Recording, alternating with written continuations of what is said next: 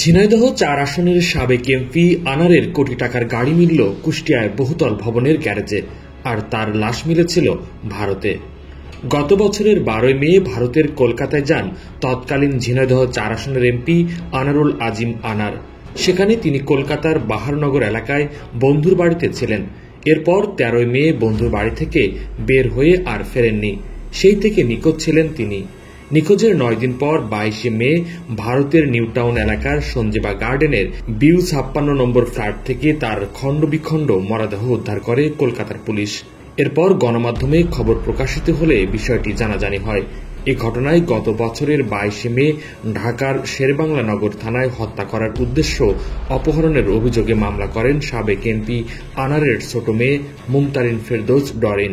এখন পর্যন্ত সাবেক এমপি আনার হত্যার ঘটনায় ৯ জনকে গ্রেপ্তার করা হয়েছে। তাদের মধ্যে ৭ জনকে বাংলাদেশে ও ২ জনকে ভারত ও নেপালে আটক করা হয়।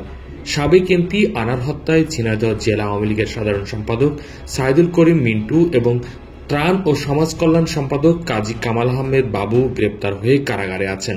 সাবেক এমপি আনারের মেয়ে মুমতারিন ফেরদৌস ডরিন বলেন, ২০২৪ সালের নভেম্বর মাসের শেষের দিকে ভারতে গিয়ে পরীক্ষার জন্য ডিএনএ দিয়েছেন। মরদেহের খণ্ডাংশের সঙ্গে তার ডিএনএও মিলেছে বলে ভারতের সিআইডি জানিয়েছে, কিন্তু অফিসিয়ালভাবে কোনো কাগজপত্র এখনো তিনি হাতে পাননি। এই ঘটনার পর থেকে এমপি আনারের ব্যবহৃত গাড়িটি পাওয়া যাচ্ছিল না।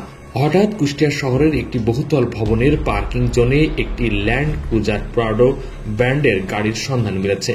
কোটি টাকার গাড়িটি ঝিনাইদহ ৪ আসনের সাবেক সংসদ সদস্য নিহত আনারুল আজিম আনারের বলে ধারণা করছে পুলিশ ও স্থানীয়রা। কুষ্টিয়া পুলিশ সুপারের কার্যালয়ের সামনে ৮ তলা বিশিষ্ট সাপিনা টাওয়ার নামের ভবনের গ্যারেজে রাখা কালো রঙের ওই গাড়িটি থেকে বেশ কিছু কাগজপত্র জব্দ করা হয়। গাড়িটির রেজিস্ট্রেশন নম্বর ঢাকা মেট্রো খ ১২৬০। এদিকে স্থানীয়দের মাঝে এই গাড়িটি নিয়ে বেশ ঝুমোচাল তৈরি হয়েছে। কোহিনুর ইসলাম, নিউজ বাংলা, নিউজ ডেস্ক।